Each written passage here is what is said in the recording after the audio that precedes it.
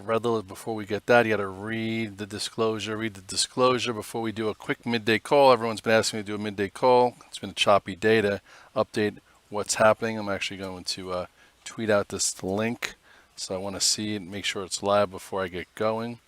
So let's get there. Let's get there. I don't see a link yet, but I'm sure it'll be here soon. So anyway, my name is Scott Redler, Chief Strategic Officer at T3Live.com. You are listening or tuning into the midday video. I don't do it often. I usually do a morning call video before the market opens around 8:30, and I also do a recap, and then obviously I write my note and do all my things for my subscription. So before we start, just for quick also compliance, this is the virtual trading floor. This is everybody talking. I guess what was it? Citron came out and said Peloton's going to have a $5 price target. Okay, well, we'll see. He also came out on Shop, so don't take everything for what you see face value. Anyway, so this is everyone talking. These are the positions that I have, some from a few weeks ago, some from today, all for different reasons, which we can get into. Some things that I'm flat. And then if you go here to the actual charts, you will see that, here we go, starting to get into the call. So what are we doing here? So let's get to the S&P cash. Tell you, a very choppy day. I did that little video in the morning with all of you guys showing this gap here. S&P was down 12 handles. All of a sudden, I do all my. It's funny. I try and do my stuff as real time as possible. Meaning, like I get up at 4:45. Let's see if the link is here. Hold on. You're gonna see me tweet it now. Tune in for some. Let's see, some education and maybe some money. Anyway, let me get that out. Okay, so anyway, it's funny. So I don't even know how people write their note the day before, or maybe even a few days before. That's why I wake up 4:45 in the morning, so I can take into account what happened overseas, what the upgrades, the downgrades, where the futures are at. So this way, at least you could have his most real-time, transparent version of a game plan on how to react, because the trade changes. At 7 o'clock in the morning, we're down 12 handles in this gap. So right there, I'm actually already covering my spider hedge, but I was hoping to be able to buy here. And then by the time I do all my work, it's 8:35, 8:40. I'm about to start posting charts. And I was like, oh, did you see the tweet? How China tariffs, da da da da da. And now we're up 3 handles. I'm like, so every plan that I just put in place to make my cash flow and manage the trade is now different, which is fine. It happens. That's kind of market we're in. We get crazy tweets everywhere, and the composure and complexion changes every few hours. But that's just a side note on why I do it in the morning. I was like, why don't you do it at night? Because at night, it's not as up to date as possible. So anyway, here we are now. It's 12:29 on Tuesday, December 10th. This is where we're at. So what do we know? 3150, 3154 is defined resistance. Okay, what else do we know? We filled the gap, which is no big deal. Okay, usually really strong markets that are oversold. Like here, we gapped up, held it, which showed a lot of power, which gave us a move up to 3150. Here, from 3070 up towards 3150, which is 80 handles. A few days before the Fed, you had to think that there's still going to be some back and forth, some packing and filling in order to create this upper area or upper wedge, which looks like it's happening. So now this gap is filled. So now this is bye-bye. Okay, this shaded area is bye-bye. Now you could draw a line. What do we want to draw a line? This is today's low so far. So far. Okay, this is what? 31.26. So it didn't even get down to fill the gap fully. It actually went down to the 8-day, which I don't have on here right now. I don't know why this platform does it to me. So it just takes it away. They just take away my analytics. So 31.26. That is the morning low. Okay, so that's what we're trading against right now. So watch this. You go to indicators. Let's see if I can do this right. Go to moving averages. Where's the moving averages? Exponential. Now I just put in the 9-day. Okay. I go with the 8-day. So you go. So you go here. I like it this. We'll go 8. And now we have it back. So I am a perfectionist. Okay. So, what happened to the 8-day? Where'd it go? All right, one more time. Bear with me. It's lunchtime. You guys are just sitting around having a sandwich anyway, probably. Where did it go? Why is this? Oh, there we go. All right, so here. So what do we do? Ah, it came into the 8th day and kind of held it. So what do we know now? This 3134 doesn't mean much. Okay. What means something now is this small descending channel that's being formed. Okay. The morning low, which is right here. Do we hold it and go sideways the rest of the day? And do stocks hold wherever those reactionary lows are? And if we're in positions that were somewhat strong or in them for weeks, what changes the trade? Those are all the things that you have to think about. So for now, we're in this upper area, which is like if you compartmentalize it, think about it, okay? After this move lower that we had, if we would have stayed in the bottom end, okay, the bottom end of this overall bigger channel, we could have then weakened and broke the 50-day. Instead, what did we do? We gapped up, we held it, gapped up again, filled the gap, and now we're up here. So we're more than top third of this range going sideways. So think to yourself, as of now, are we strong or weak? We're strong. Is there commitment? A little bit. So the S&P in the market is holding the upper area. Would you think we would break out to all-time highs, with the Fed tomorrow and with potential of maybe tariffs coming on and not coming on? No. So that's why we're hovering here. So that's why we're focusing on stocks. So for today, what's the high? 3142. That kind of matters. So let's put that in there for now. 3142. Here you go. 3142 is right there. Now, the longer we stay above 3126, I would think the more confidence the bulls get for a move to take out 3150, which is right here, and then 3154. And again, if you simplify it, for all those people who are on TV saying, we'll probably get to 3200 by year end or the first, few weeks in January. Well, what do you have to get above to get there? That's why these pivots are important. You got to get above 3150 and 3154 to get to 3200 or even 3300. So that's why those are your point of references. If we're going to break here and revisit 3102 or revisit the 21-day or revisit last week's lows, what do you have to break? 3126 now, which is today's low. So that's how I simplify it and use these pivots to my advantage. And then obviously I trade different share sizes and tiers and then sectors that are showing relative strength and whatever it is. So that's where we are in the S&P cash right now. Small caps held where they had to. It's actually green. Okay, it also filled the gap. I talked about buying it into 160, 165. I did buy it. It also did a small red dog reversal here when it reclaimed this 162.50.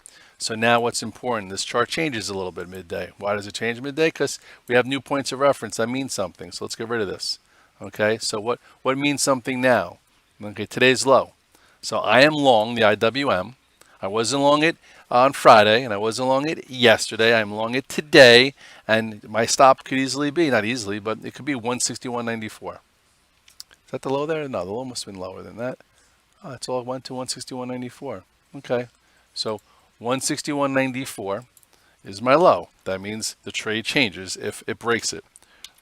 My concept of this trade was, hey, okay, we came from the lows here all the way through the prior high, made a new high, but was a little extended, right? From 158 to 163, a little extended. Now we had a pull-in. So I bought the pull-in. Okay, buy a pull-in, right? Buy the dip. Everyone kids around, be the BTFD. I hate that. That's not very nice. But anyway, so now what do you have here? Maybe an upper bull flag. So with that being said, trade one is to be long versus 161.94. Trade two might be, maybe not today, maybe in the next few days, maybe after the jobs report. If they're a little hawkish, usually when they're a little hawkish, they go after the small caps in the banks and they sell tech. If they're dovish, then usually gold rallies and we get a lot of the same. But anyway, so now a little bull flag is working in here, and overall this big channel remains intact. So this was what I wrote this morning. Again, what I say, the gap support is pivot is 162.50. I think a dip buying will work here. Hey, buy the dip. Anyway, I always post the sector, the pivots, things that I think make sense, and a little bit of a plan. It's usually an if-then plan. It's not concrete. Because as a trader, you can't be concrete. If this happens, then that happens. If that happens, then this happens. That's the way you have to think. And how do you judge if or that happens? By using pivots, trend lines, relative strength, chart pattern, you name it. There's lots of different ways. Okay, but for now, not so bad. Three little guys hanging around there. Probably should even save this for now. but I don't even, I'm not in the mood. You guys are watching it live. All right, 12:36. Let's move on to stocks. Apple. Um, this too kind of looks like the small caps. I was hoping to be able to buy it coming out of the morning call meeting. Instead, by the time I got done, it was up at $1.50, and then I was all thrown off. And now, all in all, it held this low. So the market cannot go down too much if we're holding this low. And now what do we have being built? A little upper bull flag. So what could your trade be now? Your trade one could be long verse, 264.91. Trade two in the coming sessions, if the market wants to be strong and they want a leader after the Fed speaks, this will be taking out 271. Okay, so 264.91 is important. Looks like it's still hanging in here. It's something to be in. You could even break it down even further. Look at the daily chart and say, hey, I'll be in it because I think it's going to close well. Where would the trade change if that were to happen in the afternoon? You could probably, if you don't want to give it all the way to the morning lower to here, you could probably do it on the 5-minute. So actually, I'll do that. Let's do that. Because I remember last time we were talking about Apple, and I showed you the relative strength, and all of a sudden it was the first one to make new highs. Well, anyway, here is your 5-minute chart on Apple, or the daily. Okay, you could actually see the trend line here. So I would think if this is going to close well, and you want it to be really tight, you could put your stop 50 cents below here. Okay, if you don't want to give it all the way to the morning low, which is down here, you could say, hey, I think it's going to, break this descending trend line at some point, get above 270 and go. But why would it do that today ahead of the Fed tomorrow? I don't think that happens. But I think you could be long versus here, or, what else? You have another little pivot right there. You could say, hey, I'll give it the benefit of the doubt. I'm not going to be perfect here. So, let me put my stop below this little pivot low here, which was, 265.55. So maybe do 265 and a quarter. So you're long right around 269. You're risking 75 cents for it to close okay, and then maybe be another trade, another point. Or you're saying, I'm giving it to the morning low because I give it that much space. I don't want an algo to take me out of the trade, and that's that. And then maybe you have less shares. So let's go back. So that's my thought process there. Again, you're not buying it here, you're not buying it here, you're buying it versus here, buying it versus there, and if this breaks, then it can go anywhere, and it's in harm's way, somewhat. If that's if that's how active you are. So let's go back here. Okay, where did I make my money today? I made my money on Tesla today. Red Dogs in Tesla, even with the Cybertruck, and even with that crazy day that happened. Yes, I've been in the option since then. Okay, and look at this nice move. Okay, Tesla, you could see what I wrote this morning. Tesla perked up a bit last week. That's perking up. Let me put this pivot over here. If volume comes in, maybe I'll trade it if it gets and stays above 339. And then if it gets to 344, maybe I'll create a call spread. So anyway, I did upgrade that. And in the tweet, I said I bought 340 when that upgrade came out, which I did. And the VTF soared. And you even could have bought it after the open. And now it broke through this 344, which is nice to see. If you remember, right in here, I bought the call spread, and then this was the Cybertruck news, and I bought back the 420s, kept the 380s, so I went from a call spread to straight calls, so I was managing the position because I have March calls, and now, it seems like it's going to fill this gap, and I have offers out to resell the 410s, just to be a little bit safer, because you're running out of a little time here. But this was a nice trade, very nice trade. I'm actually in the stock besides the calls. Okay, I didn't come in with the stock today, and this would be a gap fill right here, 354. A few different times it didn't have enough power, and then finally today it had enough power. So I can give you an example here because I am long the stock and long the options. The options I'm giving a lot more room than the stock. I'm staying in the stock as long as it acts special. So if you go to the stock, yes, this can continue and be strong all day and close the gap and go even more. What I would think, when would the trade change? I would think, this is where I put my stop. I put my stop in at, this is 346.70, so I put it in at 346 and a quarter. I would think, if it wants to hold the upper end and make new highs in the day, this should hold. So I have a $2 stop. If I was in it for the week, for the past few weeks, then my stop would probably be much lower, like 338. But again, I'm not. I bought it here around I bought it at 340-ish this morning. This was actually a nice little trade here. Look at this. Came up, little bull flag, boom, and then took out the afternoon high and came, and now it's hanging in here. Some guys who are very active, like if I was sitting at my desk and trading thousands of shares and just trading Tesla and not going to the gym in the next 10 minutes, maybe, you know, if this breaks, you have a move down to here that's buyable. But I'm not doing that. I'm saying, hey, if this is going to be strong and continue to fill this gap and work its way to 354, I'll have my stop in here. And if I was happened to be at my desk and I was trading it, for end of the day move, maybe I would be a buyer of more of it above this spot. So that's my intraday thoughts on the daily chart also. But this was a nice spot right here. Look at this descending trend line.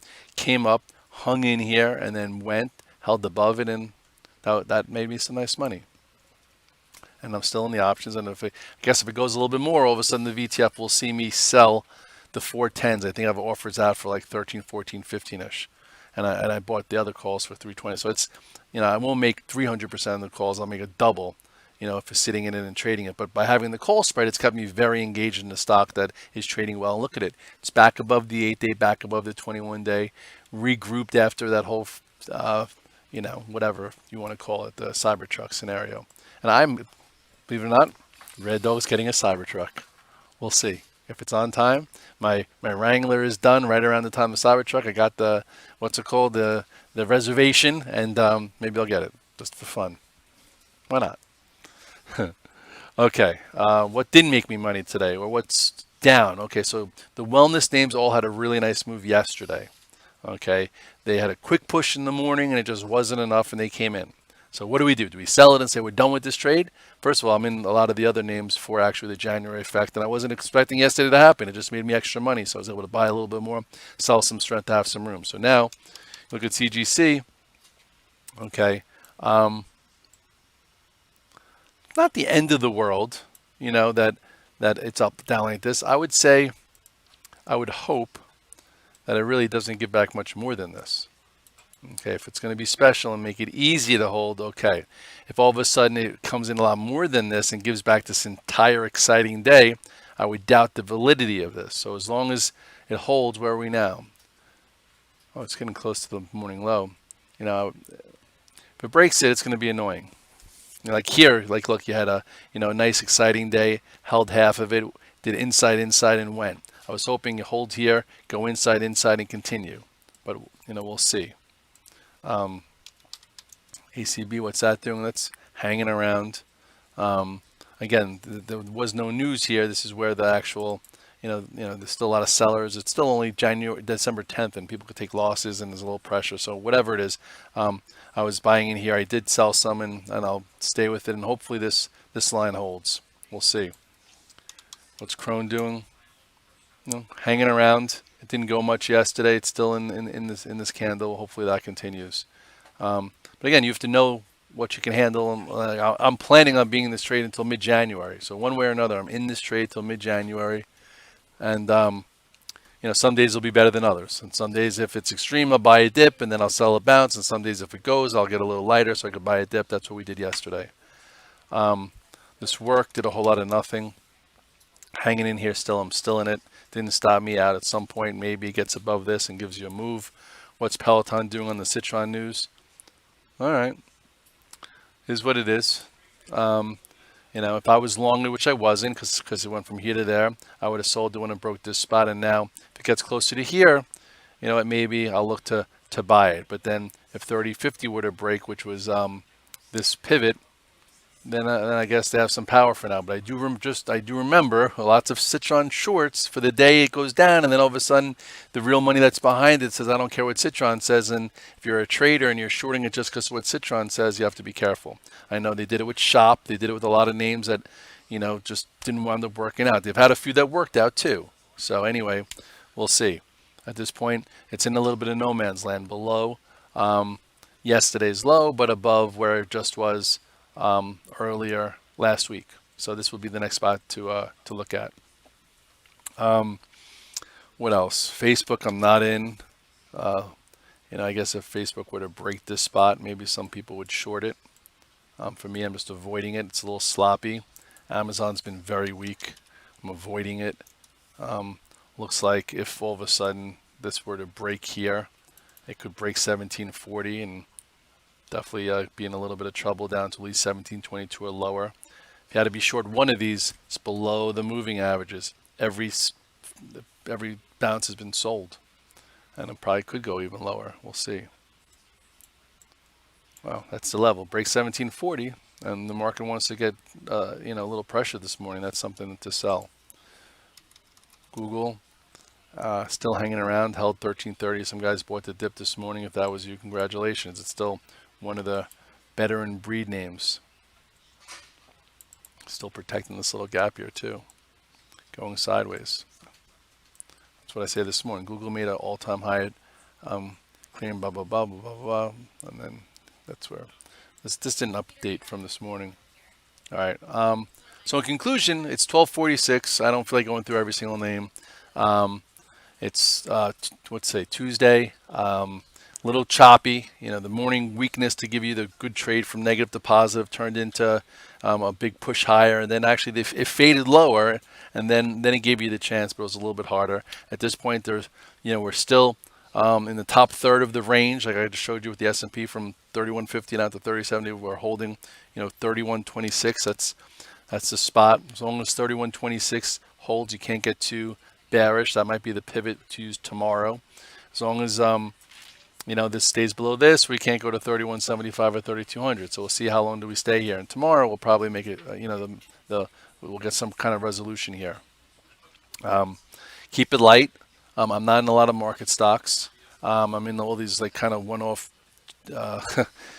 specific idea type trades, which I don't love. But when you're in, I'm still in the OAHs. Don't love it, but we bought it here. I trimmed some. Some of these energy names are doing the January effect also, but make sure to sell some strength. Don't add on strength on these broken names. Some guys love Halliburton. Yeah, it gave you a move. Just make sure you know where the 200-day is, because the 200-day could act like the little, the big stick where it says, all right, you're rallying, boom, not anymore. So just know where that 200-day is. And that's it. Each day is a new day. You have to be prepared. You have to know your levels. If you're, if you're looking for ideas and you want 14 to 20 charts that I post in real time every single morning before the market opens, you should try my service. If you want a morning call, if you want a recap, if you want tweets intraday, besides my public Twitter and my private, join for a month. Just test it out for a month. What do you have to lose? It's for a month. Jeez. Anyway, most people that do test it out for a month wind up staying with me for a long time. Some of you guys are also asking me about the market outlook. I've been doing a market outlook for like 9 years, and some people say, hey, Red Dog, just put your active swing account, option account, and box account all into the 14 names from your market report. You'll do a lot better. You'll hold longer, and you'll have a lot less stress. But then what would I do all day long? Maybe do another Ironman, I guess? No. Anyway, with that being said, I wish you the best, and hopefully you're doing well. It's been a very, very tradable year, and if you didn't do as well as you would like, you have to make some changes to get yourself in a better position to do well in 2020, because I'm sure it'll be very active, and I'd love you a part of the community. Have a good day.